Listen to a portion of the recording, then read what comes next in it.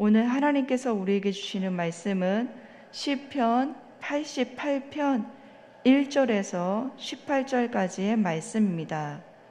구약 성경은 867쪽에 있습니다. 오늘 하나님께서 우리에게 주시는 말씀은 시편 88편 1절에서 18절까지의 말씀입니다. 구약 성경은 867쪽에 있습니다. 저와 여러분이 함께 합독하시겠습니다. 여호와여, 내 구원의 하나님이여, 내가 주야로 주 앞에서 부르짖사오니 나의 기도가 주 앞에 이르게 하시며 나의 부르짖음에 주의 귀를 기울여 주소서. 물은 나의 영혼에는 재난이 가득하며 나의 생명은 수월에 가까웠사오니 나는 무덤에 내려가는 자같이 인정되고 힘없는 용사와 같으며 죽은 자 중에서 던진 바 되었으며 죽임을 당하여 무덤에 누운 자 같으니이다. 주께서 그들을 다시 기억하지 아니하시니 그들은 주의 손에서 끊어진 자니이다.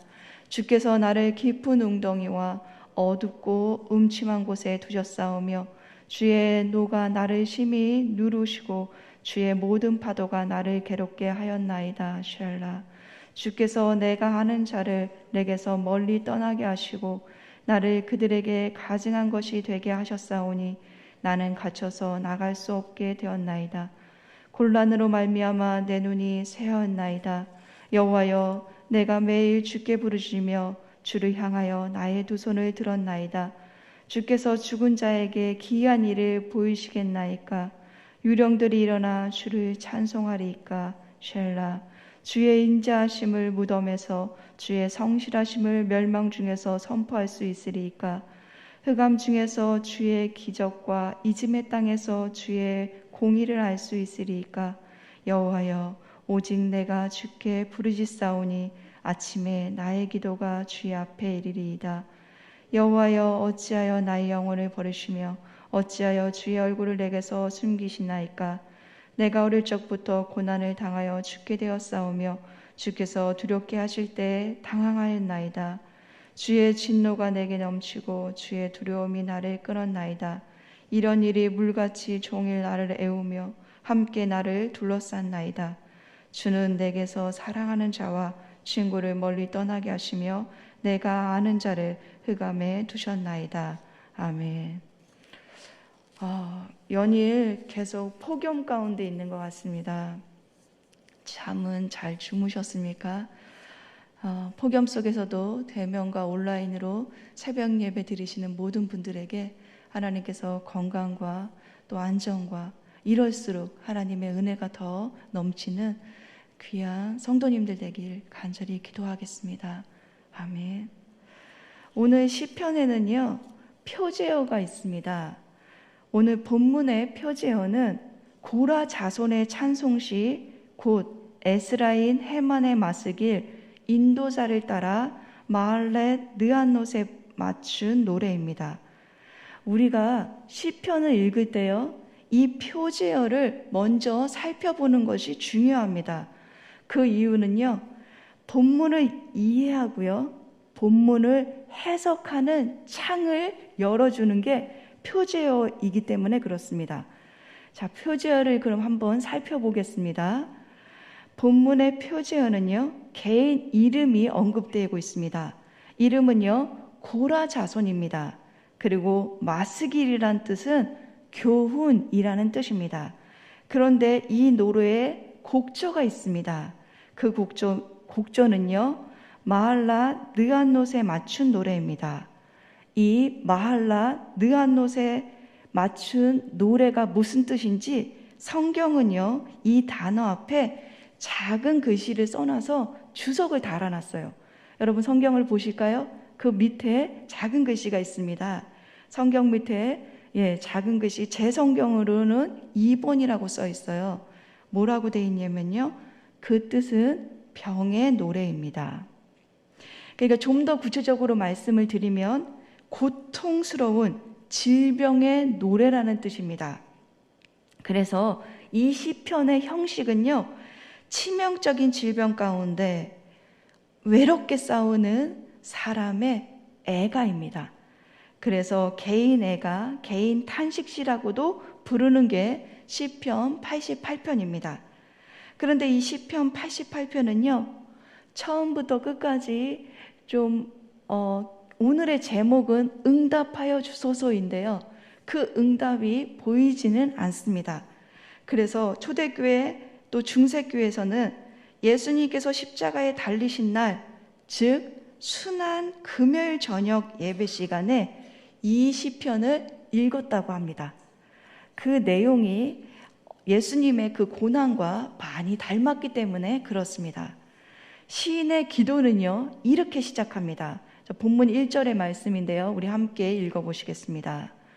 여호와여, 내 구원의 하나님이여, 내가 주야로 주 앞에 부르짖사오니. 아멘. 주 앞에서 주야로 부르짖사오니. 시인은요, 주야로 주 앞에 부르짖는 기도를 드렸습니다. 여기서 주야라는 뜻은요, 주는 낮을 뜻하기도 하지만 하루를 의미하기도 합니다. 그러니까 시인은 하나님께 밤낮으로 기도했다는 의미도 있고요, 또한 매일 밤마다 기도했다는 뜻도 있습니다. 그만큼 시인은 아주 열심히 구원의 하나님께 부르짖었습니다. 시인이 주야로 찾고 부르짖는 하나님은 구원의 하나님이고요, 그 구원의 하나님이 지금 자신의 질병에서 고쳐주시길, 이 고통에서 구원하시고 건져주시기를 간절히 절박하게 기도하고 있는 것이죠. 시인은 하나님을요, 1인칭으로 내 구원의 하나님이라고 불렀습니다. 그것은 예전에 시인이 이 구원의 하나님을 경험했기 때문에 지금도 구원의 하나님이 필요해서 내 구원의 하나님이라고 부르는 것입니다. 그러니까 오늘날로, 그러니까 우리의 상황으로 이것을 말하면 이렇게 되겠죠. 내 구원의 하나님, 내 기도를 응답해 주세요.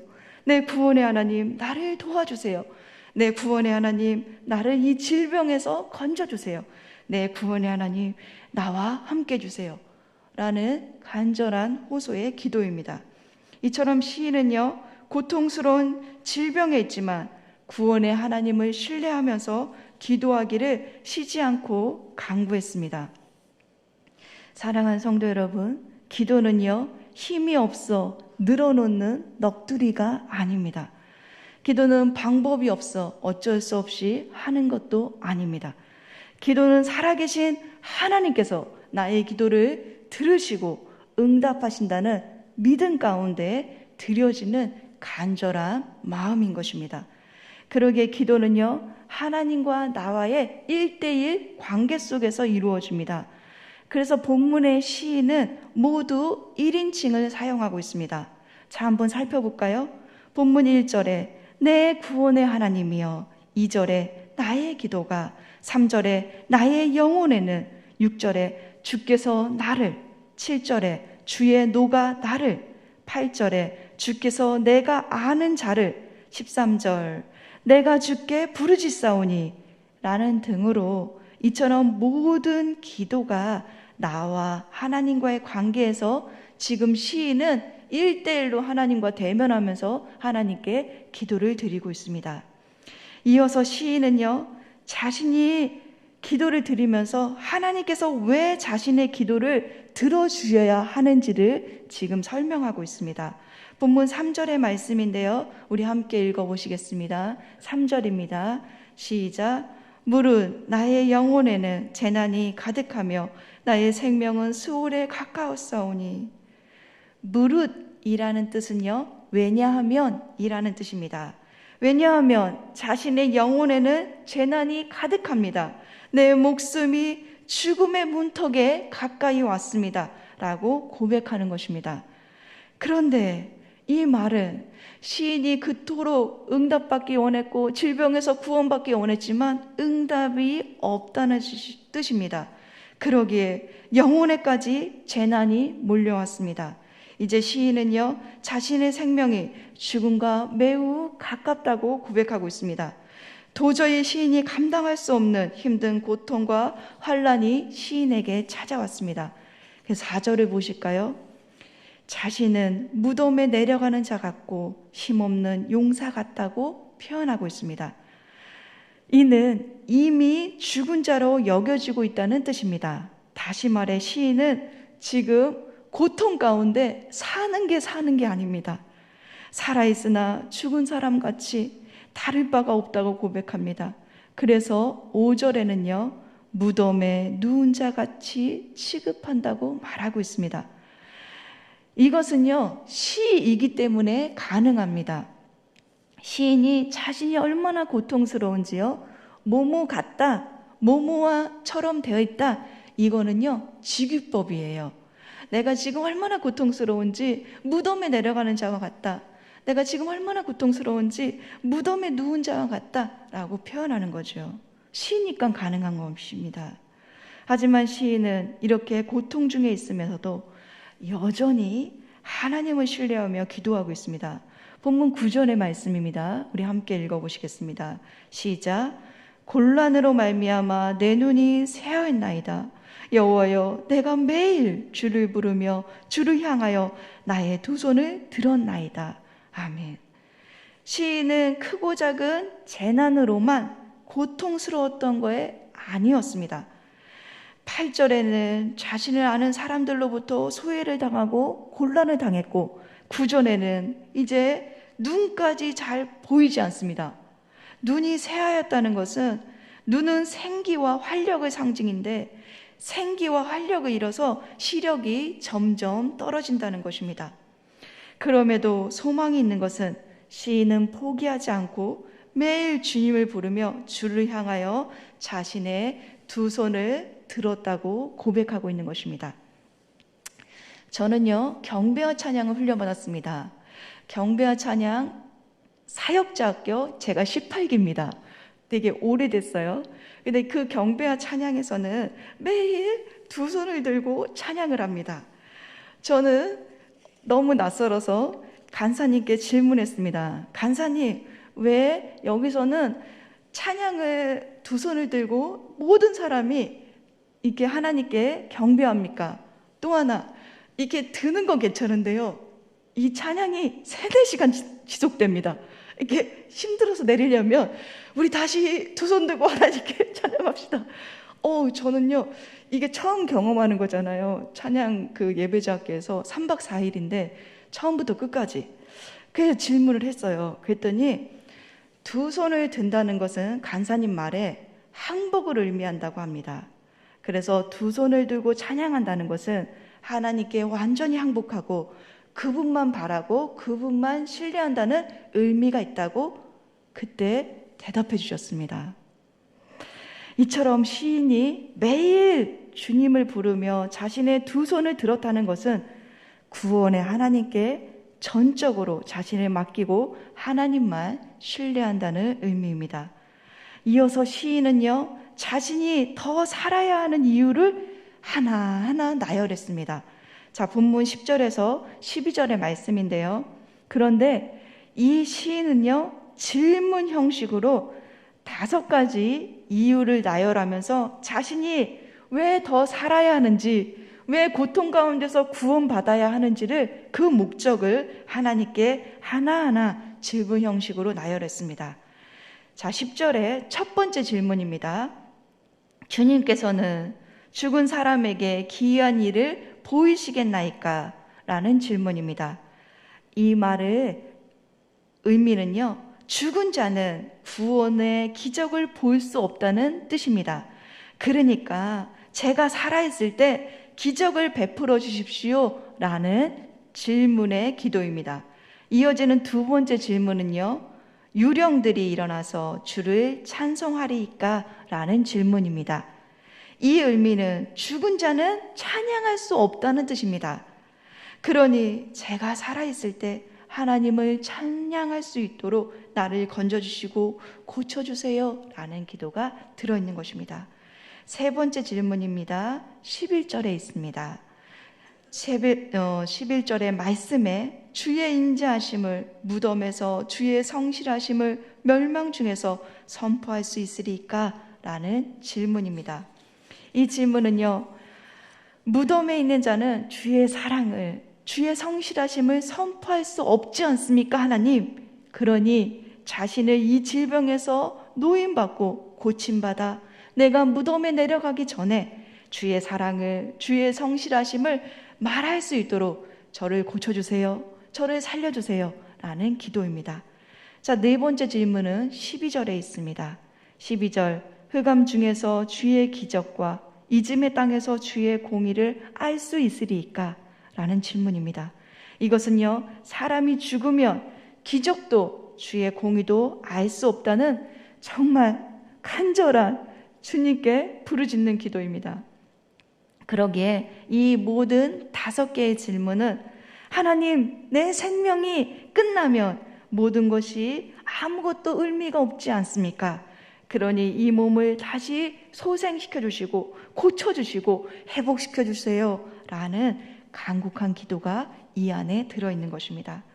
이처럼 시인은요, 자신이 질병에서 고침받아야 하는 이유를 나열하면서 이 기도 응답을 통해 하나님이 하신 일을 찬양하고자 했습니다. 그리고 더 나아가서는 이 기도 응답을 통해 하나님의 크신 사랑을 전파하고 하나님의 정의를 전파하겠사오니 기도 응답을 주세요 라는 의미입니다. 그러니까 기도 응답의 목적이 자신이 잘 되는 것뿐만 아니라 이걸 통해서 하나님께 영광 돌리고 싶습니다. 하나님, 주님께서 일하실 수 있지 않습니까? 주님 영광 받아주세요 라는 의미죠. 그러니까 기도의 목적이 다 하나님께 초점이 가 있습니다. 사랑하는 성도 여러분, 우리에게도 모든 기도 제목을 가지고 이 새벽 나온 줄 압니다. 우리도 모두 기도 응답을 받고자 하는 기도의 제목들이 있습니다. 그런데 그 기도의 응답을 기다리는 목적이 단순히 내가 잘 되는 것이 아니라 그 하나님의 이름을 높이고 그 하나님을 드러내어 하나님의 사랑을 전파하는데 기도 응답을 받고 그분을 높이는 저와 여러분 되시기를 간절히 소망합니다. 이제 마지막으로 그럼 어떤 기도에 하나님께서 응답하시는지 짧은 예화를 드리고 말씀을 정리하고자 합니다. 언제나 기도책을 가지고 기도했던 농부 한 사람이 있었습니다. 어느 날 그는 일을 하러 나가면서 깜빡 잊고 기도책을 챙기지 않았습니다. 그래서 하루 종일 기도를 할 수가 없었습니다. 해가 뉘엿뉘엿 질 때까지 기도를 하지 못한 농부는 마음이 너무 찜찜해서 지금까지와는 다른 방식으로 기도를 드렸습니다. 그는 하나님께 아주 솔직하고 숨김없이 기도를 시작했습니다. 하나님, 저는 오늘 아주 바보 같은 짓을 했습니다. 아침에 집에서 나올 때 기도책을 놓고 나왔어요. 저는 기도책 없이는 단 하나의 기도문도 외울 수가 없습니다. 그런데 하나님, 지금부터 제가 천천히 알파벳 A에서 Z까지 외우면서 기도를 하겠습니다. 그러니 하나님 잘 들으시고 알파벳에 맞추어 기도를 응답해 주세요.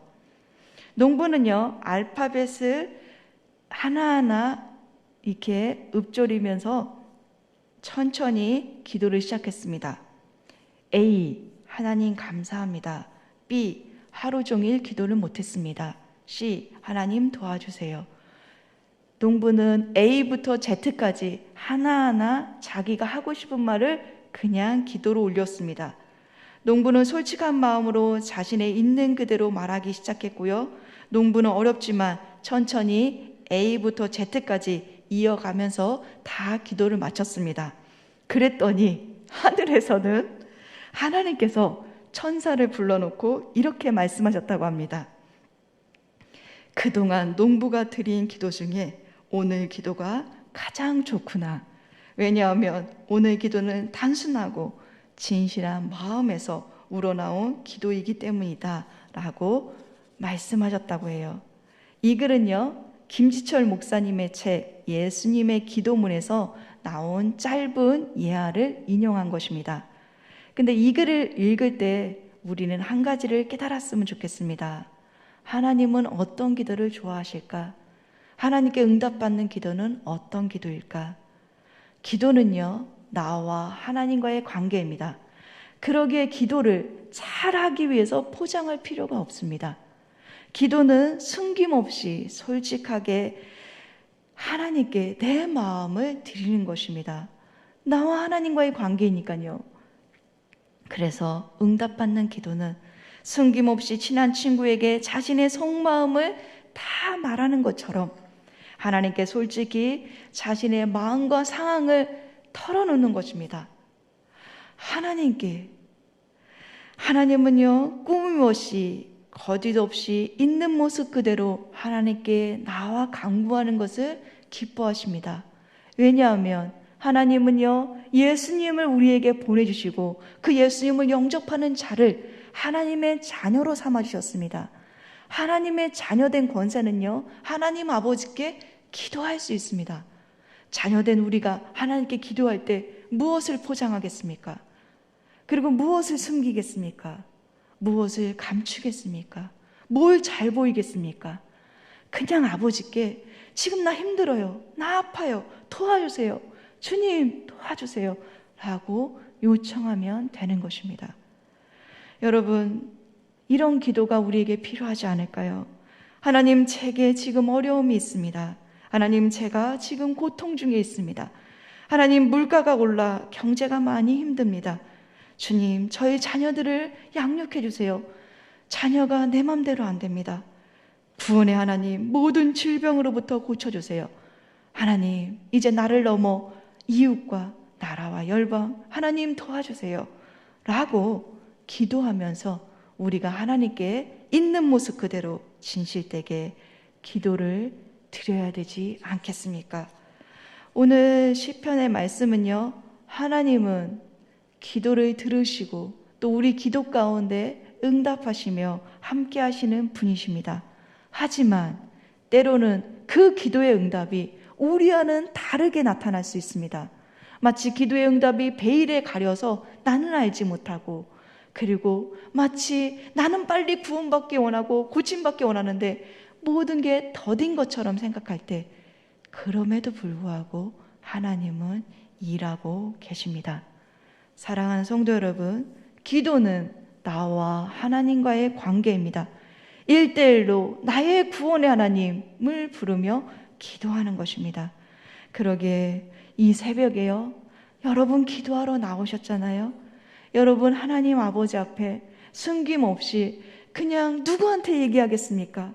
하나님께 솔직하게 여러분의 마음을 내려놓고, 하나님 도와주십시오, 하나님 이것 좀 해결해 주십시오, 하나님 나와 함께 하시고, 또 이웃의 문제, 이웃을 넘어 나라와 열방의 문제를 하나님께 있는 모습 그대로 내어놓고 기도로 나아가셔서 응답받는 저와 여러분 되시길 간절히 기도하겠습니다.